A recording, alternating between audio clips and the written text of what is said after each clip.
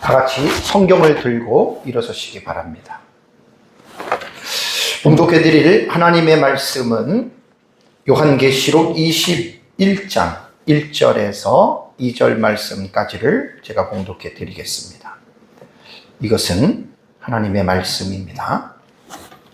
또 내가 새 하늘과 새 땅을 보니 처음 하늘과 처음 땅이 없어졌고 바다도 다시 있지 않더라. 또 내가 보매 거룩한 성새 예루살렘이 하나님께로부터 하늘에서 내려오니 그 준비한 것이 신부가 남편을 위하여 단장한 것 같더라. 아멘. 내 자리에 앉으시기 바랍니다. 요한계시록 20장은 종말론 입장에서 매우 중요한 주제들을 다루고 있는 장이라고 제가 20장에 대한 부분에 대해서 여러분들에게 말씀을 드렸습니다. 이제 20장을 이제 문맥으로 구분하지 않고 사건으로 구분하면 요한계시록 20장에는 9가지의 아주 매우 중요한 사건이 기록되어져 있죠. 첫 번째 사건은 천년왕국에 대한 내용이 1절에서 6절까지의 내용이 나오고 1절에서 3절까지는 사탄이 무적행에 갇힙니다. 그리고 이제 4절에서 6절은 천년왕국에서 첫째 부활자들이 순교자들이죠. 두 부류의 순교자들이 부활해서 그리스도와 더불어 왕노릇을 한다고 하는 내용이 4절에서 6절까지 나오고, 두 번째 사건은 7절에 천년이 마치고 사탄이 무적행에서 풀려 나오죠. 그 다음에 이제 세 번째 사건이 이제 8절을 보면은 사탄이 천년왕국의 백성들을 미혹시키고요. 네 번째 사건이 9절을 보면 사탄에게 미혹된 땅의 사방 백성들을 곡과 마곡이라고 부른다고 말씀을 했고요. 그들이 하나님을 대적하다가 심판을 당하고, 그 다음에 이제 다섯 번째 사건이 20장 10절을 보면은 사탄이 불과 유황못에 던져져서 영원한 심판을 여러분 받게 됩니다. 그 다음에 이제 여섯 번째 사건은 11절을 보면 처음 하늘과 땅이 사라집니다. 없어집니다. 우리는 소멸론으로 본다고 말씀을 드렸고요. 일곱 번째의 사건이 이제 12절과 13절을 보면 죽은 자들이 부활을 합니다. 그 다음에 여덟 번째 사건이 12절과 13절을 보면 모든 사람들이 최후의 심판을 받는데, 크고 힘보자 심판대 앞에서 심판을 받는데, 요한계시록 20장 본문에서는 다른 내용은 없고 생명책의 이름이 농명되었느냐 아니면 되지 않았느냐에 따라서 이제 생명책의 이름이 농명되지 않는 사람이 아홉 번째 보면은 사망과 음부가 이제 둘째 사망에 불못으로 던져지는 내용으로 20장에 대한 내용이 여러분 마무리가 됩니다. 그래서 계시록 20장은 제가 지난주까지 5주를 설교를 했습니다. 오전 오후 하면은 10시간 동안에 제가 계시록 20장에 대한 이 내용은 9가지 사건을 여러분들에게 설교를 했고요. 이제 지난주에 설교한 내용을 간략하게 제가 정리해서 말씀을 제가 좀 드리겠습니다. 지난주 오전 예배에는 구원받은 성도들이 하나님의 마지막 심판대인 크고 힘보자 심판대 앞에서 어떠한 대우를 받느냐, 되게 중요하잖아요. 불신자들은 행위를 기록한 책대로 심판을 받아서 지옥으로 떨어지지만, 성도들은 크고 힘보자 심판대에서 어떻게 된다라고 하는 말이 없어요. 그냥 침묵하고 있습니다. 그래서 성경 전체에 대한 말씀을 가지고 상고해 볼 때 크고 힘보자 심판대 앞에서 그리스도인들은 행위 심판을 절대로 받지 않습니다. 겁낼 필요 없습니다. 그럼 행위 심판을 받지 않으면 이 크고 힘보자 심판대에서 그리스도인들은, 성도들은 이제 어떻게 되느냐? 이 세상에서 구원받은 자들이 하나님의 나라를 위해서 헌신하고 살았던 그들의 선한 열매들이 있습니다. 그 열매들에 대해서 하나님께서 보상을 해주신다고 생각하는 것이 성경적으로 가장 여러분 옳은 그러한 내용입니다. 그리고 이제 오후 예배에는 생명책의 이름이 농명되지 아니한 모든 사람들이 둘째 사망인 불못에 떨어진다. 곧 지옥을 가는 거예요. 그래서 이제 많은 사람들이 이 지옥이라고 하는 이 설교를, 이 내용을 상당히 두려워하고 왜 이런 설교를 할까라고 이렇게 항의하는 사람들도 있기는 합니다. 여러분, 그런데 지옥이라고 하는 것은 사람들을 두려움과 공포를 주기 위해서 지옥을 말하는 것이 아닙니다. 성경에서 지옥에 대한 이 교리를 가장 많이 선포하시고 가르치신 분이 예수님입니다. 복음서에서 예수님께서 지옥에 대해서 가장 리얼리티하게 예수님께서는 말씀을 했습니다. 그러면 예수님께서는 왜 지옥에 대해서 그렇게 많이 말씀을 하셨을까요? 그것은 다시 말씀을 드리면 사람을 두렵고 공포로 몰고 가기 위해서 말씀하시는 것이 아니라 그러한 지옥이 있기 때문에 이러한 지옥을 가지 말라고, 그래서 예수님께서 지옥에 대해서 그렇게 많이 교훈을 하셨다는 말입니다.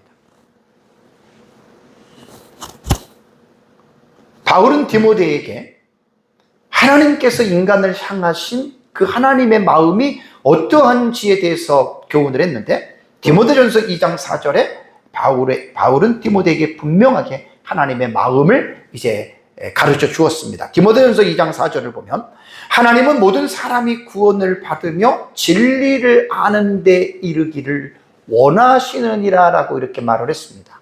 그러니까 하나님의 마음은 모든 사람이 구원을 받기를 원하십니다. 왜냐하면 모든 사람은 죄인으로 태어났고 죄로 인해서 죽음은 심판을 받아 지옥을 가기 때문에 하나님은 모든 사람들이 지옥의 형벌을 받기를 원하시지 않으세요. 그래서 하나님은 자신의 독생자인 예수 그리스도를 이 세상에 보내셔서 모든 사람들의 죄를 예수 그리스도에게 전가시키고 예수 그리스도가 십자가에서 모든 사람들의 죄를 대신해서 저주의 형벌을 받고 죽게 하셨다라고 하는 사실입니다. 이 말씀이 요한복음 3장 16절과 17절에 분명하게 사도 요한은 이 부분을 기록하고 있습니다. 하나님이 세상을 이처럼 사랑하사 독생자를 주셨으니 이는 그를 믿는 자마다 멸망하지 않고 영생을 얻게 하려 하심이라 라고 이렇게 말씀을 했죠. 그리고 17절을 보면 하나님이 그 아들을 세상에 보내신 것은 세상을 심판하려 하심이 아니요 그로 말미암아 세상이 구원을 받게 하려 하심이라 라고 요한복음 3장 16절과 17절은 우리에게 그렇게 증언하고 있습니다. 예수님께서 초림하실 때에는 심판하고는 상관이 없습니다. 죄인들을 구원하시기 위해서 하나님이신 예수 그리스도께서 사람의 몸을 입고 이 세상에 오셨기 때문에 초림의 목적은 심판이 아니라 구원입니다. 그리고 다시 예수 그리스도께서 두 번째 세컨드 카밍이죠. 재림하실 때는 재림의 목적은 산자와 죽은 자를 심판하려 오십니다. 그래서 예수님의 초림과 재림에 대한 이 부분에 대해서 우리가 잘 이해하고요.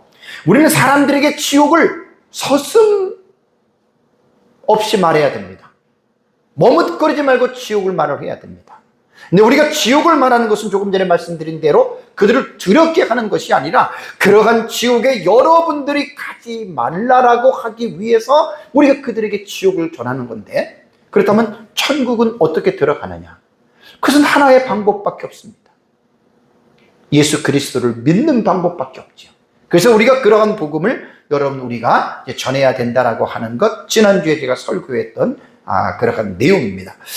이번 시간에는 생명책의 이름이 농명된 구원받은 성도들이 최후의 상태입니다.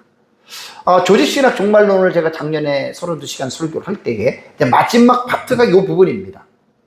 종말론의 마지막 파트가 악인들의 최후 상태는 유황불 붙는 지옥에서 영원토록 고통을 당하는 것이고요. 반대로 생명책의 이름이 기록된 구원받은 성도들은 최후의 상태에 어떠한 상태에 구원받은 자들은 머무르는가. 그래서 이제 제가 조지신학 종말론 낸 설교를 할 때 세 가지 말씀을 드렸습니다. 새 창조, 그 다음에 의인의 영원한 거처, 의인이 받는 상급에 대해서. 그래서 제가 종말론을 설교를 할 때는 이제 조지신학자 루이스 폴코브의 그 종말론의 틀을 가지고 제가 설교를 하면서, 이제 루이스 폴코브는 무천년주의자고 저는 전천년이기 때문에 루이스 폴코브 책에는 전천년에 대한 사상이 없어요.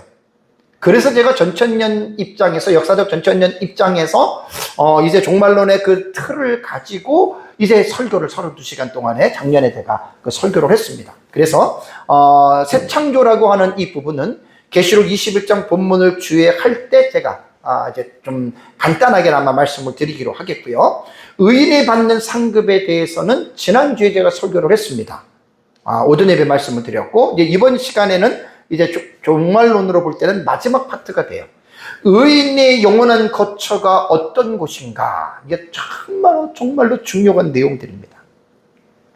계시록 20장 본문에서는 생명책에 이름이 기록된 구원받은 자들에 대해서는 생략을 해요. 20장을 아무리 보면 생명책에 이름이 기록되지 않는 자는 불못에 떨어진다라고 하는 말은 있지만, 이름이 기록된 자는 20장 11절에서 15절 문맥에서는 아무리 봐도 침묵하고 있습니다. 그런데 이제 20장 문맥의 다음 문맥인 21장을 보면 새하늘과 새 땅이 사도 요한의 시야에 들어옵니다. 카이에이돈이로 표현합니다. 그리고 내가 보았다. 그 새하늘과 새 땅을 보고, 그 새하늘과 새 땅이 뭐냐면 거룩한 성 새 예루살렘 성이 하늘로부터 내려온다. 그래서 요 문맥 속에서 생명책의 이름이 기록된 사람들은 바로 이 새 예루살렘 성인 천국에 들어간다라고 하는 이제 그러한 말입니다. 이 세상에 존재했던 수많은 사람들은요, 원래 이 세상은 죄악된 세상이기 때문에 불완전하고, 이 죄악된 세상에서 많은 사람들이 불행과 고통을 누리면서 살아왔습니다. 지금도 우리는 그렇게 살아오고 있습니다. 어느 시대든지 간에 모든 사람은 불행과 고통을 좋아하는 사람은 한 사람도 없습니다. 온갖 저주스러운 불행과 고통을 겪으면서 모든 사람들은 나름대로 불행과 고통이 없는 세상을 꿈꾸고 동경하면서 살지요. 병이 걸리지 않고 아프지 않고 사고가 없고 죽지 않는 정말 이러한 세상이 있을까? 이러한 나라가 있을까? 그래서 모든 사람들이 생각하고 꿈꾸고 동경하는 이상형의 사회를 유토피아라고 이야기를 합니다. 여러분 유토피아 들어보셨잖아요. 유토피아라고 하는 이제 이러한 이상형에 대한 나라를 꿈꾸고 있는데, 유토피아의 사전적인 정의는 이상으로 그리는 가장 완벽하고 평화로운 사회다. 이거를 유토피아라고 말을 합니다. 제가 설교를 준비하면서 유토피아에 대한 이 부분에 대해서 좀 인터넷에서 자료를 봤습니다. 영국의 정치가이며 사상가인 토머스 모어가 1516년에 라틴어로 쓴 소설의 제목이 유토피아입니다. 근데 이 유토피아는 그 소설에 등장하는 가상의 섬나라의 이름인데, 이 원래의 제목을 보니까 되게 길어요. 최상의 공화국 형태와 유토피아라는 새로운 섬에 관한 재미있으면서도 유익한 대단히 훌륭한 소책자다. 원제목이 이렇게 길더라고요. 그래서 유토피아라고 하는 이 말은 토마스 모어의 공상소설 속에서 이상 국가의 모습을 그 소설책에 그려놓은 겁니다. 소설 속에서 이 유토피아는요, 태평양의 어느 섬에 위치한 그곳의 가상의 나라로 이제 배경을 삼고요.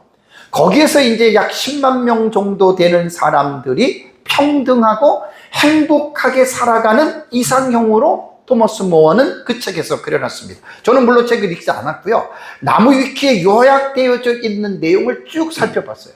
요즘에는 너무나 좋은 게 인터넷에서요, 그 모든 것들이 아주 기가 막힌 자료들이 너무나 잘 정리들이 되어져 있어요. 그래서 그 나무 위키에 보면은 유토피아에 대한 책의 내용을 9가지 단락으로 요약을 했습니다.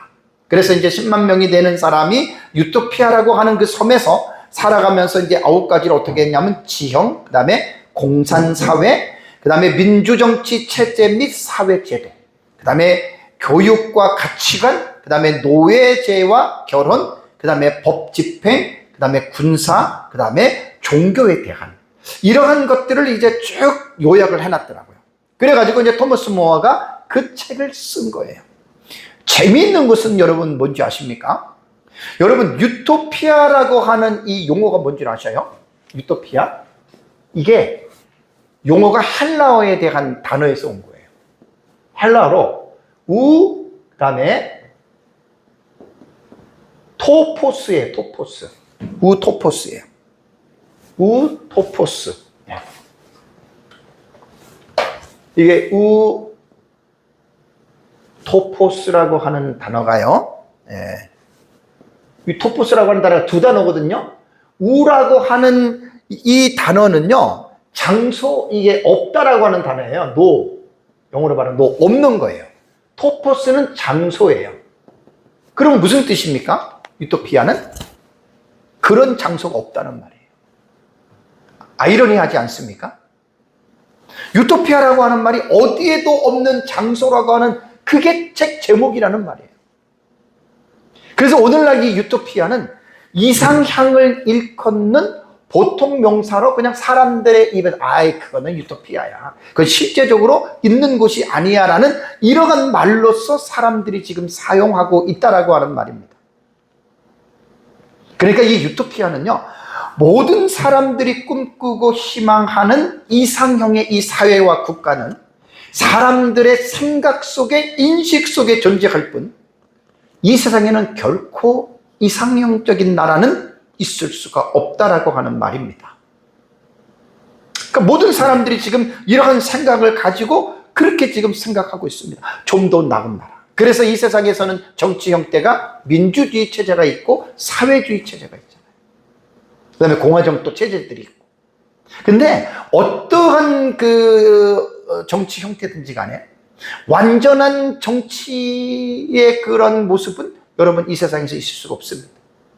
민주주의도 좋은 정치 체제이지만 민주주의라고 다 완전하진 않죠.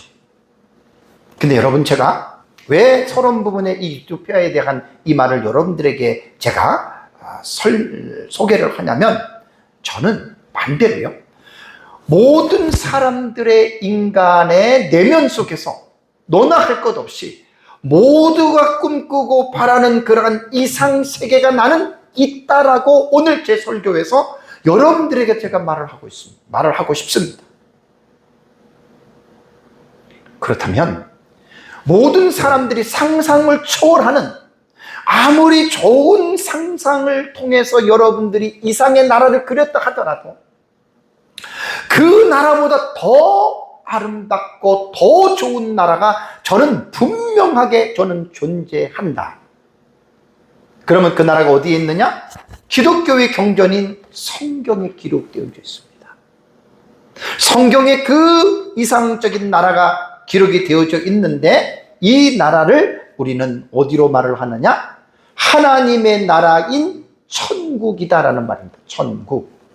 천국에 바로 이 모든 사람들이 생각하고 있는 그러한 꿈꾸는 그러한 나라다. 오늘 제가 천국과 하나님의 나라라고 하는 두 가지 용어에 대해서 성경적으로 제가 여러분들에게 좀 말씀을 제가 좀 드리려고 합니다. 천국은요, 킹덤 오브 헤븐이고요, 하나님의 나라는 킹덤 오브 갓이에요. 그러니까 천국은 뭐죠? 하늘에 있는 왕국이에요. 하늘에 있는 왕국. 그러고 나서 이제 하나님의 나라는 하나님이 통치하시는 나라. 이 두 가지 용어를 성경에는 분명하게 표현을 하고 있는데 어떨까요? 뜻이 다를까요? 아니면 같을까요? 단어만 다를 뿐이지 뜻은 여러분 같습니다. 그래서 이 하늘에 있는 나라는요, 헬라어로 보면은 바실레이아, 그 다음에 바실레이아 우라논입니다. 우라논이 이렇게 돼요. 바실레이아 우라논 이렇게 되거든요. 요 우라논이라고 하는 말이 하늘이라는 말이에요. 하늘. 그래서 이 하늘이라고 하는 말은 히브리어를 보면은 샤마임이거든요. 샤마임. 이게 이제 하늘이라는 말이에요. 그래서 하늘은 그러면 뭘 말하느냐? 성경을 보면 크게 두 가지의 의미로서 이 우라노스, 샤마임이라고 하는 단어를 쓰는데, 첫째는 이 세상의 영역인 대기권과 우주에 있는 그 장소도 샤마임이라고 말을 합니다. 하늘이라고 말을 합니다. 둘째는 뭐냐면, 두 번째의 하늘의 개념은 하나님이 거하시는 하늘입니다. 그러니까 이 세상의 영역이 아니에요. 하나님이 거하시는 그 하늘을 말을 하는 거예요. 그래서 천국이라고 성경에 기록된 이 헤바실레이아 우라논이라고 하는 이 천국이라고 하는 이 용어는 이 세상의 하늘이 아니에요. 하나님이 거하시는 하늘이기 때문에 여기서 말하는 천국을, 성경에 말하는 천국은 하나님의 나라를 말하는 밑에 것과 여러분 동일하다라고 하는 말입니다. 그래서 이 하늘이라고 하는 용어와 나라라고 하는 용어가 함께 이렇게 딱 결합이 되면 우리는 그것을 성경에서는 이제 천국이라고 이야기를 하거든요. 그러면 천국이라고 하는 이 용어는 지금 헬라어를 말을 했는데, 이전으로 들어가면은 헬라어의 그 헬라어는 히브리어에서 또 파생이 되잖아요. 히브리어에 보면은요, 이 천국이라고 하는 말이 뭐냐면 말쿠트 샤마임이라 그래요. 말쿠트 샤마임. 말쿠트. 이게 말쿠트라고 하는 말이 이게 뭐냐면 나라라고 하는 말입니다. 그러니까 여기에 보면은 이 그 바실레이랑 같은 말이거든요. 이게 그 히브리어 보면은 말쿠트라고 하는 말은 이게 나라라고 하는 말인데, 말쿠트 요 샤마임 요렇게 들어가면은요 하늘에 있는 나라예요.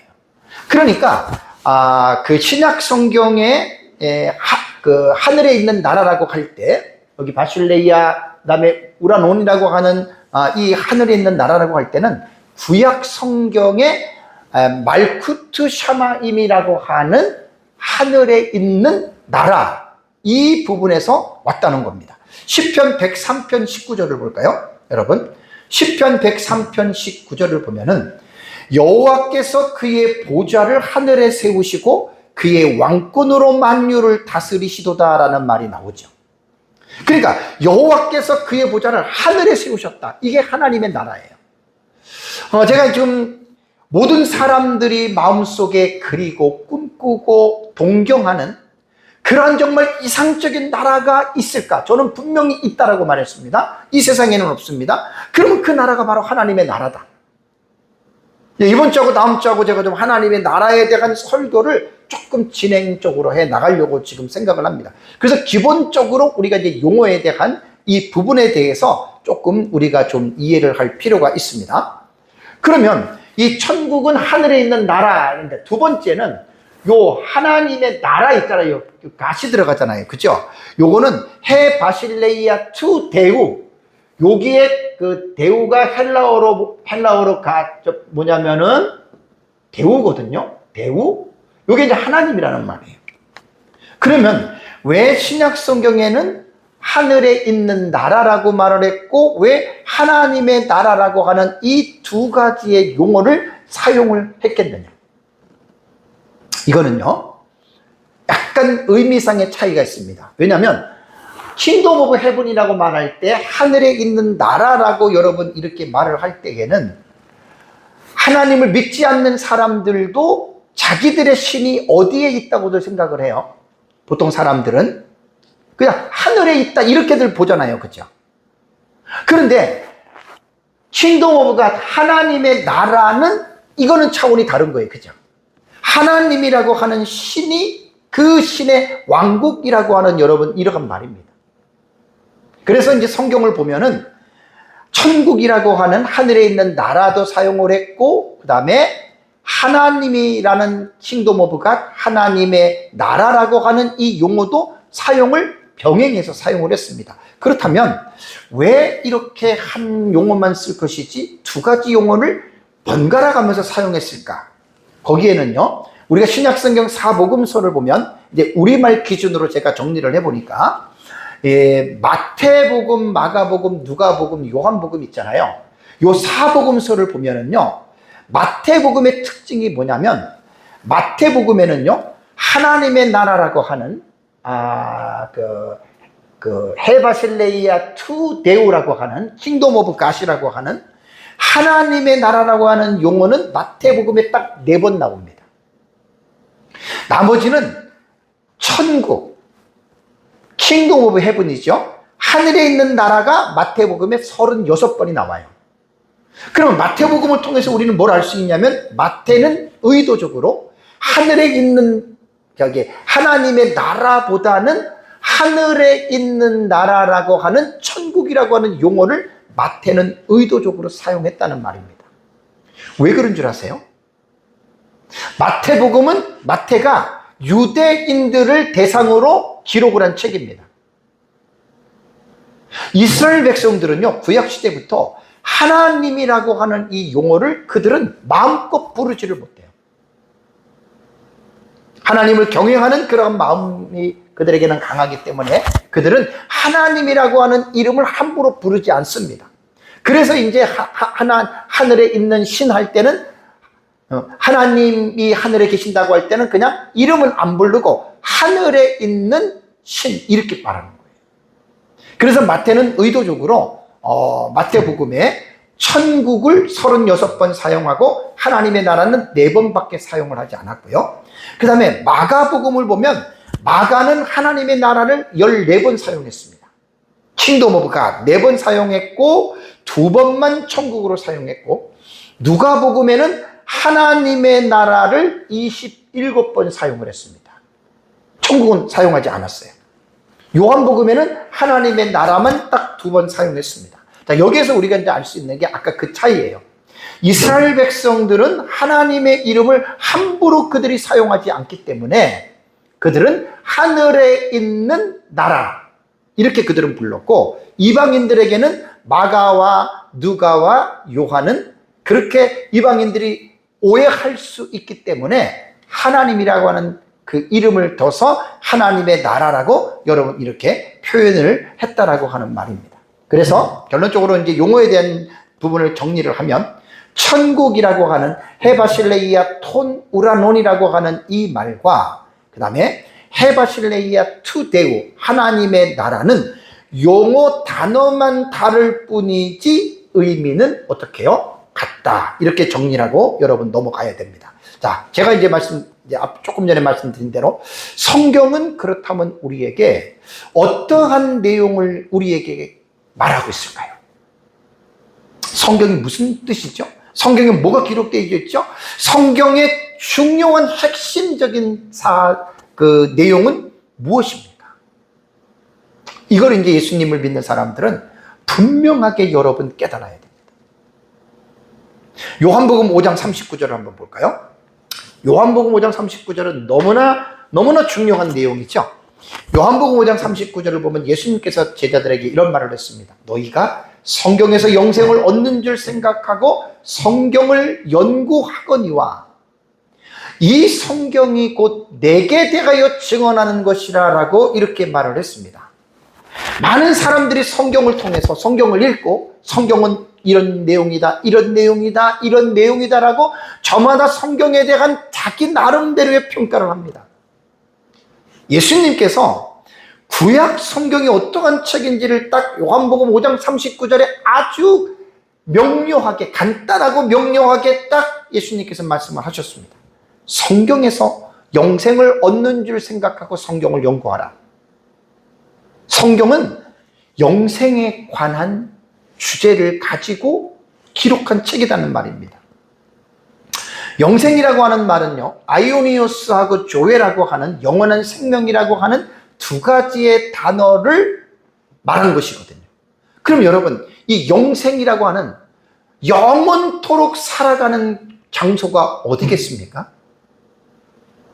이 세상은 아니죠. 사람이 영원토록 살아가는 그곳은 이 세상이 아닌 하나님의 나라입니다. 킹덤 오브 갓입니다. 이 세상은 누구든지 한 번 죽게 되고, 우리 요한계시록 20장을 공부를 했지만 이 세상은 하나님의 심판을 받아서 없어집니다. 그러나 영원토록 거하는 나라는 딱 하나밖에 없어요. 그게 바로 하나님의 나라입니다. 그것이 바로 천국입니다. 그래서 여러분, 성경을 창세기부터 계시록까지 어떠한 관점과 어떠한 중심을 가지고 읽든지 성경은 다 그렇게 볼 수가 있어요. 여러 가지로 그렇게 볼 수가 있는데, 가장 여러분 중요한 것은 뭐냐면, 성경이 무슨 내용이냐라고 말을 할 때에는 하나님의 나라를 우리에게 가르치기 위해서 하나님께서 성경을 기록하게 하셨다라고 하는 이 전제를 먼저 우리는 잊지 말고 있어야 됩니다. 그렇다면 성경에서 하나님의 나라를 최초로 언급한 곳은 어딜까요? 많은 사람들이 이 부분을 잘 몰라요. 자, 창세기 1장 1절을 보면, 요 태초에 하나님이 천지를 창조하시니라 라는 말이 나오죠. 그죠? 태초에 하나님이 천지를 창조하셨다. 그러면 1절을 보면 하나님의 나라가 있습니까? 없습니까? 우리 성경을 읽어보면 하나님의 나라는 안 나와요. 하나님만 나오죠. 근데 여기에서 하나님이라고 하는 분이 나오는데, 하나님 할 때는 우리는 기본적으로요, 그 하나님의 나라, 이것까지 우리는 연결해서 여러분 이 부분을 이해를 해야 됩니다. 여기 하나님이라고 하는 말이요, 히브리어에 보면은 엘로힘입니다. 엘로힘.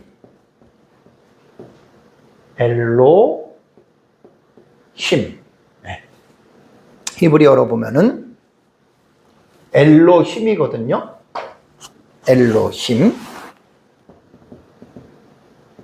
엘로힘이에요.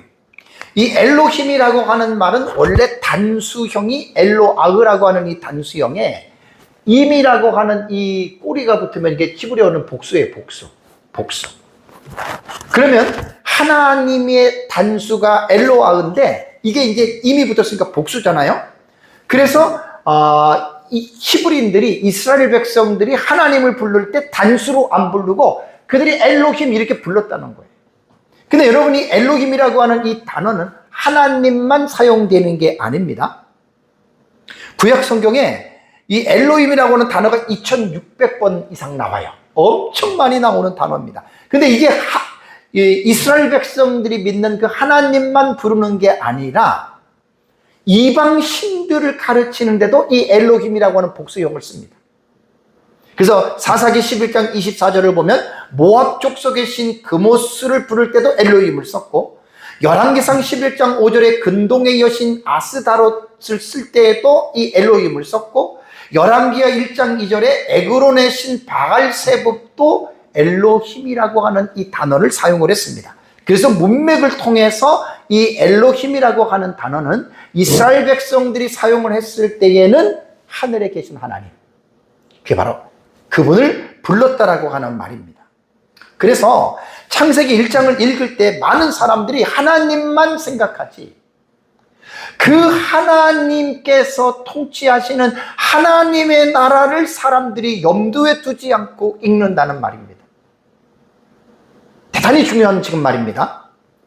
여러분, 우리가 트럼프를 생각할 때, 지금 현재 바이든이 대통령이지만 트럼프가 하도 좀 독특한 사람이니까 트럼프 그러면 미국의 대통령이잖아요. 그죠? 그럼 트럼프가 나올 때 사람들이 트럼프만 봅니까? 뭘 생각하죠? 미국이라고 하는 나라의 통치자가 트럼프잖아요.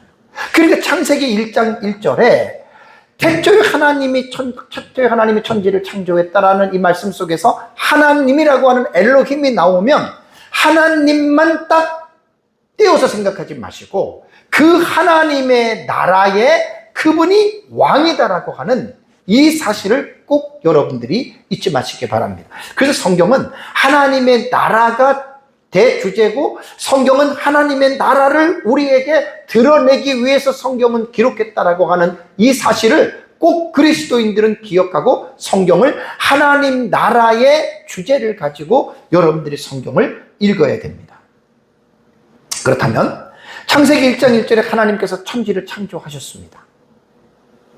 왜 창조하셨을까요?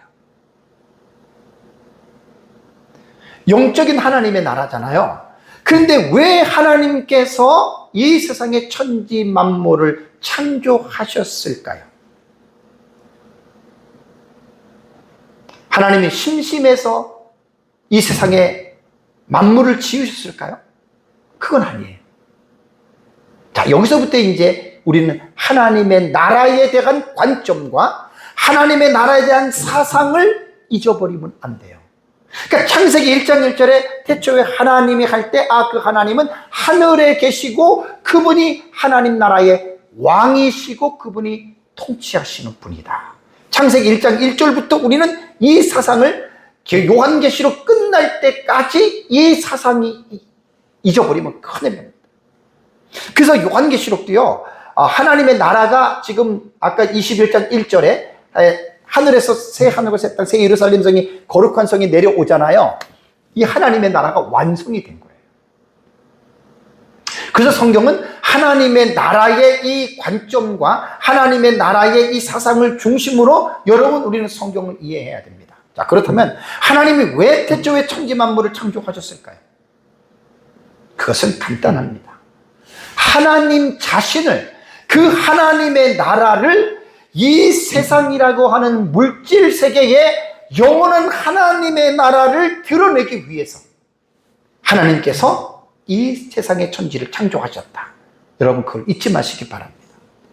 그래서 1장에서 우리 2장까지를 보면은 아담과 하와가 에덴 동산에서 범죄하기 이전에는 인간을 구원할 일이 전혀 없었잖아요. 그래서 아담과 하와가 선악과를 따먹기 전에는 에덴 동산 자체가 어떻게 해요? 하나님의 나라의 일부였습니다. 왜냐하면 범죄하기 이전이잖아요. 그래서 아담과 하와가 에덴 동산에서는 그 하나님의 나라를 하나님과 함께 하나님의 음성을 듣고 하나님과 동행하면서 그들이 삶을 살았잖아요. 그러니까 우리는 하나님이 이 세상을 왜 창조하셨느냐? 하나님의 나라를, 영원하신 하나님의 나라를 이 세상에 드러내기 위해서 창조하셨다라고 이것을 기억하셔야 되고요. 그 다음에 창세기 3장에 보면은 아담과 하와가 선악과를 따먹고 범죄하잖아요. 그죠?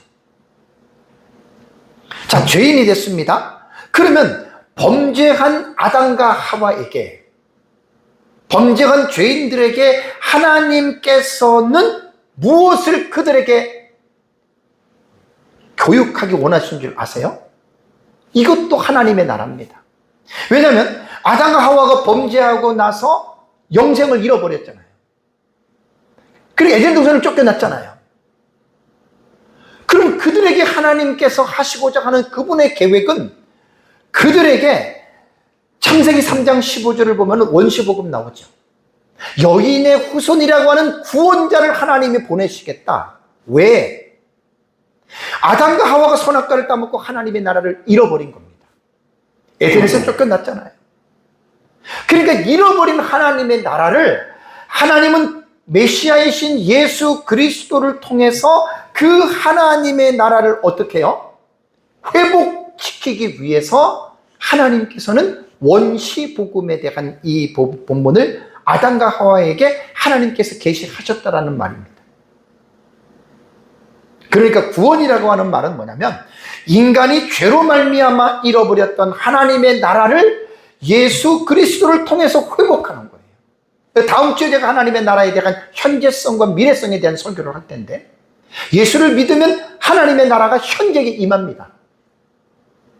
그러니까 여러분, 성경은 하나님의 나라라고 하는 이 주제를 잊어버리고 성경을 보기 시작하면 그 성경을 완전히 핵심을 잃어버리고 보는 것과 똑같습니다.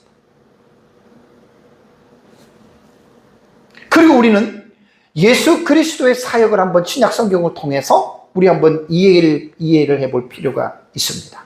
자, 예수님께서 세상에 오셔서 30년 동안 사생애를 사시고 3년 6개월의 공생애의 사역을 하셨죠. 그래서 예수님의 공생애의 사역이 사복음서에 기록이 되어져 있습니다. 왜 예수님이 세상에 오셨을까요? 무엇 때문에, 무엇을 하시려고 예수님께서 이 세상에 오셨을까요? 하나님이신 예수 그리스도가 인간의 몸을 입고 왜 오셨을까요? 간단합니다, 여러분. 대답은 왜 오셨다고요? 하나님의 나라를 드러내시기 위해서 오신 거예요. 예수님께서 공생의 사역을 처음 시작할 때, 여러분 마태복음 4장 17절을 보십시오. 마태복음 4장 17절을 보면 회개하라 천국이 가까웠느니라. 그러니까 예수님께서 이 세상에 오시는 그 목적이 뭐냐면 다른 게 아닙니다. 기복주의자들은 예수를 믿으면 잘 먹고 잘 살고 부자 되고, 또 병든 사람들은 예수님 믿으면 병 고치고 뭐 또 이 세상에서 출세하고 이렇게 보지만, 예수님은 그렇게 사람들을 잘 먹고 잘 살고 출세시키려고 세상에 오신 게 아닙니다. 예수님이 세상에 오신 것은 하나님의 나라를 이 세상에 드러내기 위해서. 왜냐하면 죄인들에게는 하나님의 나라를 잃어버렸잖아요. 죄로 말미암아 하나님의 나라를 놓쳐버렸잖아요.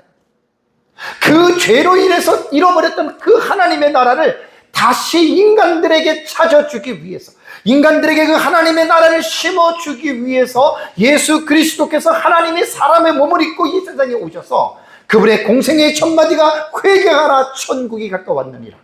회개하는 즉시 그 사람의 마음속에 하나님의 나라가 현재에 임한다라는 말입니다.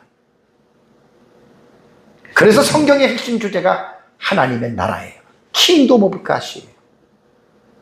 그저 성경을 읽고 뭐 복받고 잘 먹고 잘 살고 성공하고 출세하고 이렇게 성경을 읽어내는 사람들은 성경의 핵심을 몰라버리고 엉뚱하게 성경을 읽는 사람들입니다.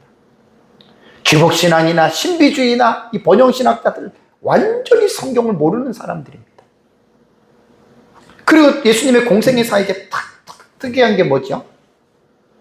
각종 병든 자를 고치셨죠. 귀신 들린 자를 내쫓았지요. 그 목적이 뭡니까?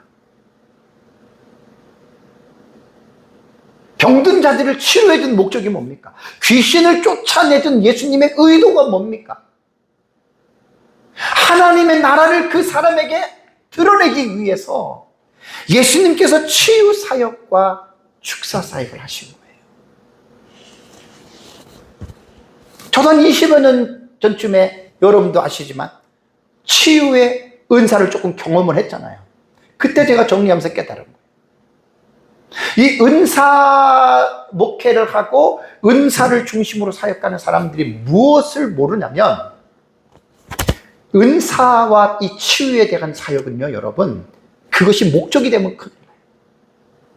병 고쳐주고 귀신 쫓아주고 뭐 이런 것들을 목적으로 하는 사람들은 100% 전부 다 타락합니다. 그래서 본질을 모르고 은사 사역을 했던 사람들 가운데에 지옥 가는 사역자들이 그렇게 많다라고 하는 것을 여러분들이 꼭 기억하시기 바랍니다. 치유와 은사의 목적은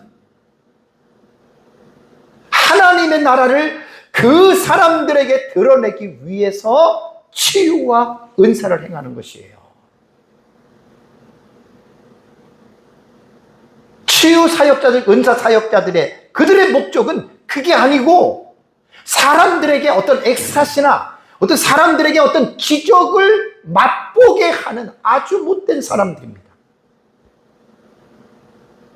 마태복음 7장에 거짓 선지자들에게, 거짓 선지자들 지옥 가는 사람들에게 예수님 뭐라고 얘기를 했습니까? 너희가 내 이름으로 선지자 노릇을 하고 내 이름으로 귀신을 쫓아내고 내 이름으로 많은 능력을 행했지 않느냐. 예수님의 이름으로 귀신 쫓아내고 능력을 행하고 말씀을 가르치는 목사가 될 수 있다는 말이에요. 근데 예수님이 뭐라 그랬습니까? 내가 너희를 도무지 알지 못한다. 나를 떠나라. 왜? 불법을 행하는 거예요. 여러분, 베레아의 김기동도 그렇고 만민중앙교회 이재록 다 그 사람들은 죽은 사람들이지만 대체적으로 그런 사람들이 자기 이름으로 귀신을 쫓아내고 자신의 이름으로 병을 고친 게 아닙니다. 잘 들으세요.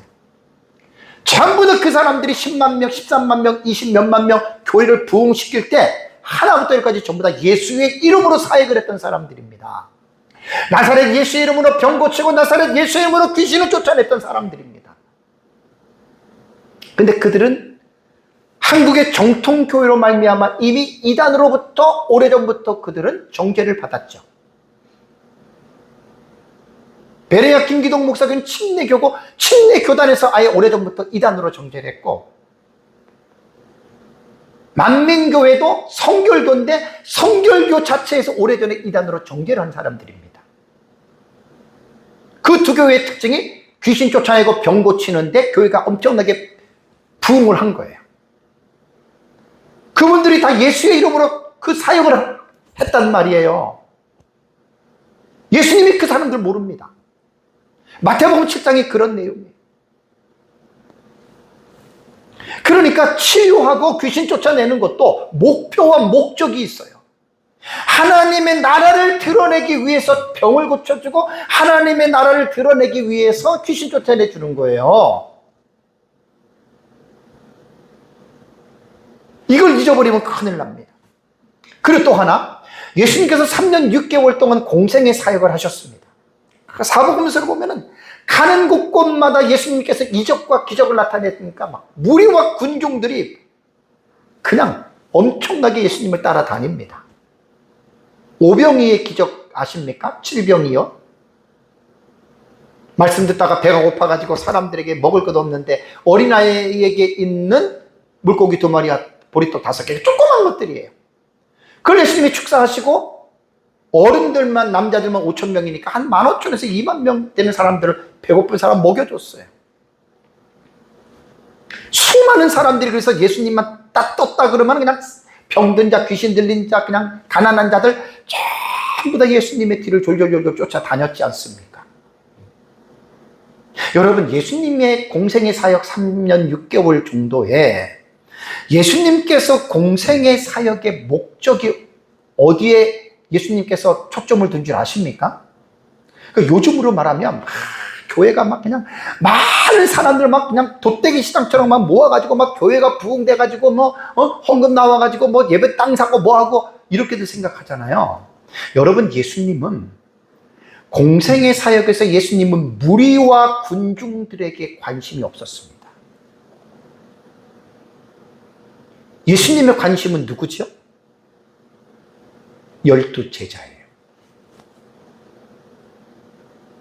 12명의 제자를 선택해서 그 12명의 제자와 함께 동고동락을 하면서 예수님은 그 제자를 훈련하는 데에 공생의 사역에 거기에 공을 들인 거예요. 막 이적을 행하고 기적을 행하고 뭐 사람들 불러 모아가지고 예수님께서 추앙을 받고 예수님께서 막 이름이 나고 그런 의도는 전혀 예수님의 사역에는 없었습니다. 12명의 제자를 불러서 그 한 사람 한 사람에게 관심을 갖고 그들에게 교육을 하는데 그 목적이 뭐였느냐는 겁니다. 제자들 교육을 잘 시켜가지고 막 제자들이 전도하고 교회를 부흥시켜가지고 막 제자들이 막 성공하고 이름나고 그런 목적이 아닙니다. 예수님께서는 자신이 이 세상에 오신 목적이 무엇 때문에 오셨다 그랬죠? 하나님의 나라를 드러내기 위해서 오셨고 그 하나님의 나라를 가르치는 이 사역을 12명의 제자들에게 위임을 시키기 위해서 예수님이 교육을 한 거예요. 12명의 제자도 마찬가지입니다.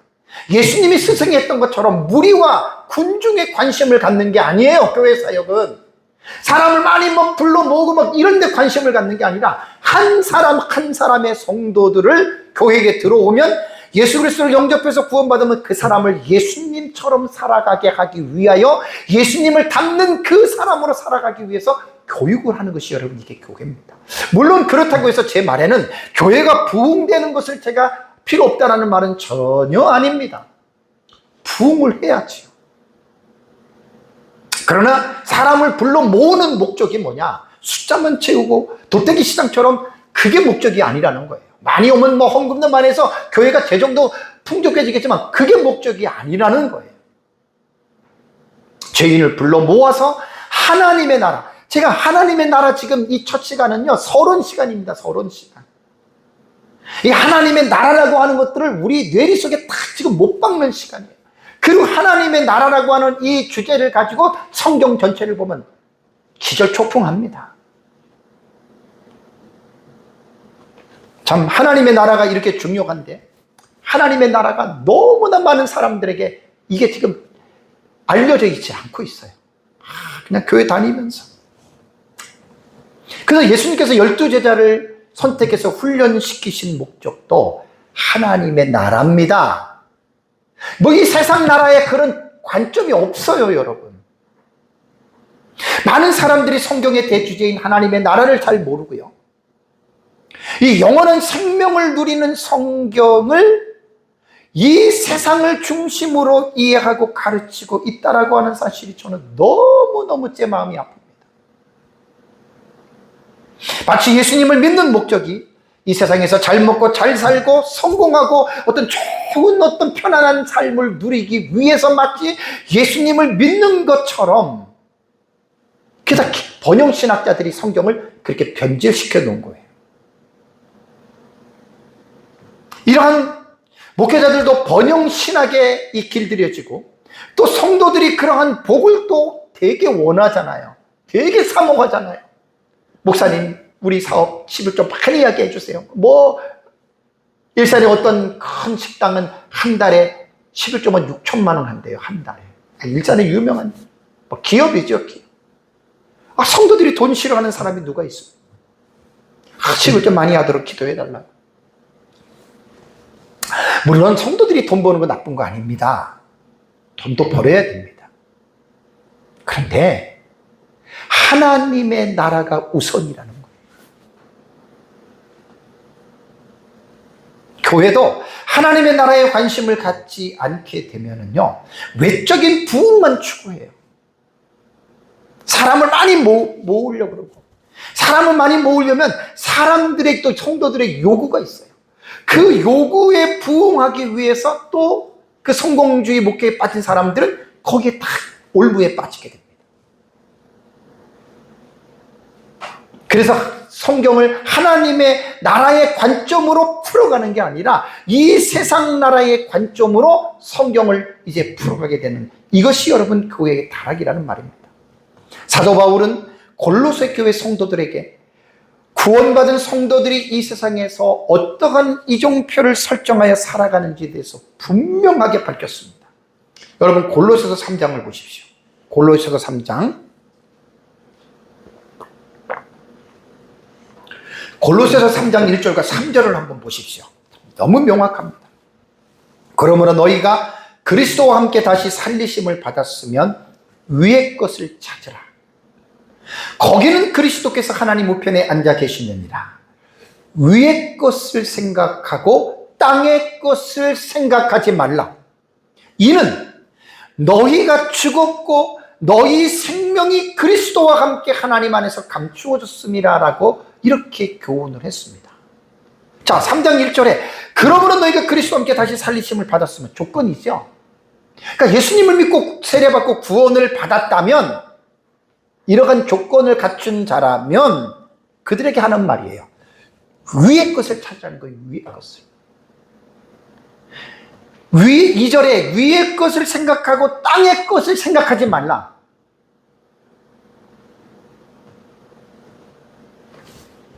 위의 것이 하나님의 나라입니다. 우리는 이 세상을 살아가면서 이 세상 사람들이 가지고 있는 가치관이나 철학이나 이 세상 사람들이 살아가고 있는 삶의 어떤 그러한 모습을 본받지 말고, 우리는 예수 그리스도에서 하나님의 자녀가 됐기 때문에 하나님 나라의 시민, 하나님 나라의 자녀로서 그 신의 성품을 가진 그 인격, 그런 삶을 살아가라는 말이에요. 이 세상에서 미워하고 시기하고 질투하고 싸우고 서로 죽이고 이러한 삶을 살아가는 게 아니라, 구원받은 사람들은 하나님의 나라의 자녀이기 때문에 하나님의 나라의 자녀로서의 그 위치가 있고 고귀한 신분이 있지 않습니까? 그래서 여러분 성경은 하나님 나라의 주제로 기록이 되어졌기 때문에 하나님 나라의 관점에서 여러분 성경을 여러분들이 읽으셔야 된다는 말입니다.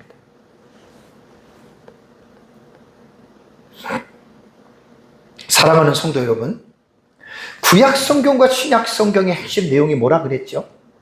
하나님 나라입니다. 교회는 하나님의 나라를 가르쳐 주는 곳이 교회예요. 안타깝게도 많은 설교자들의 설교에서 하나님의 나라라고 하는 이 단어조차도 듣지 못하는 설교들이 지금 너무나 많습니다.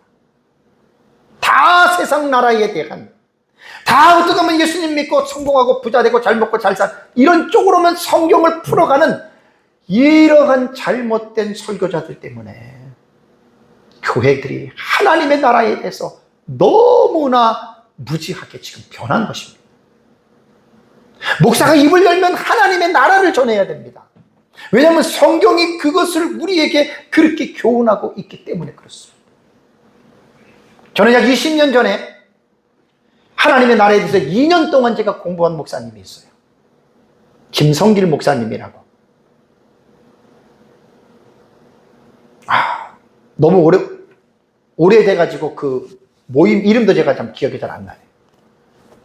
참 아주 성경을 하나님의 나라의 관점에서 세계적으로도 그렇게 쉽게 가르치는 데는 사실 없습니다. 2년을 배웠습니다. 2년.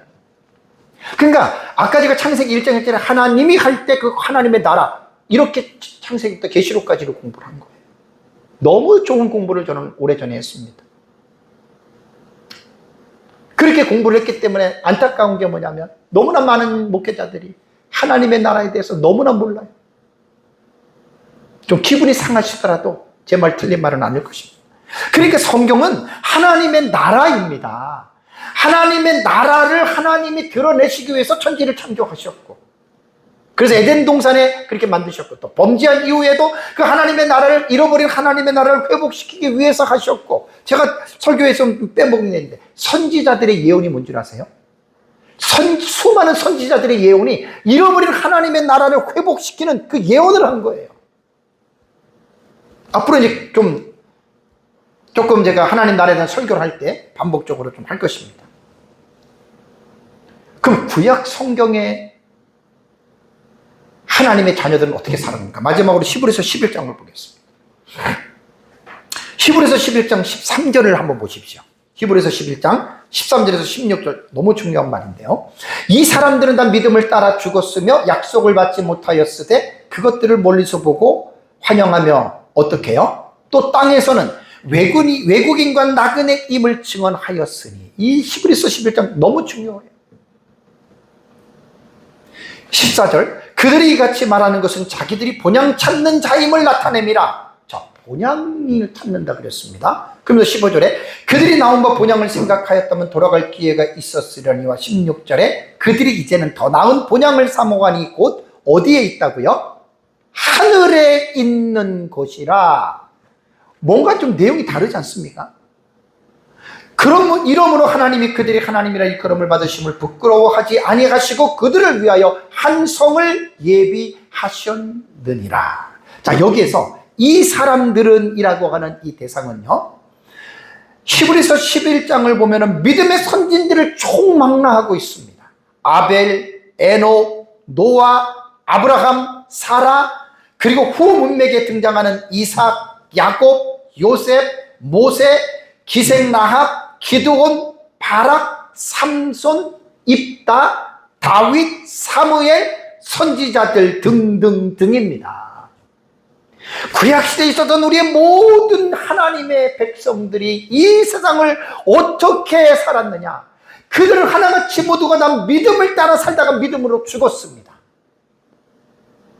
그들은 이 세상을 외국인과 나그네처럼 살았습니다. 왜? 죄 많은 이 세상은 우리의 본향이 아닙니다. 아무리 세상에서 돈이 많고 명예가 많고 권세가 있더라도 이 세상은 여러분 우리의 본향이 아닙니다. 빈손으로 왔다 가다 빈손으로 놓고 가야 됩니다. 그러니까 우리는 이 세상이 정들 수가 없는 곳이에요. 이 세상이 소망이 아닙니다. 하늘에 있는 우리의 본향이 있지 않습니까? 그래서 그들을 위하여 한 성을 예비했다. 이 한 성이 계시록 21장 22장의 새 예루살렘 성입니다. 구약시대 성도들은 그 계시록 21장에 기록된 이 새 예루살렘 성, 이것을 바라보면서 살았고 이 세상에서는 그들은 외국인과 나그네처럼 살았다는 말입니다. 오늘날 신약시대 그리스도인들이 똑같습니다. 우리는 이 세상에서 때가 되면 떠나야 됩니다. 돈 많으면 뭐합니까? 명예가 있으면 뭐합니까? 공술의 공수가 아닙니까? 다 놓고 떠나는 겁니다. 그러니까 우리가 이 땅에서 살 때에는 이 세상을 소망을 두는 게 아니에요.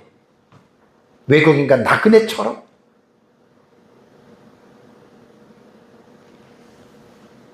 이제 하나님의 나라에 대한 주제를 가지고 제가 이번에 이제 설교를 시작을 하고 다음 주도 하고 좀 되면은 조금 더 할까 생각 중인데 이제 거의 요한계시록 그 종말론 용어는 거의 다 이제 끝나갑니다. 저와 여러분들이 남은 삶을 이제 성경은 하나님의 나라다. 그래서 성경은 하나님의 나라인 천국을 증언하는 책이다.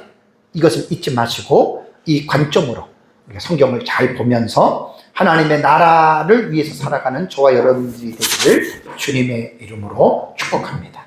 다 같이 함께 기도하겠습니다.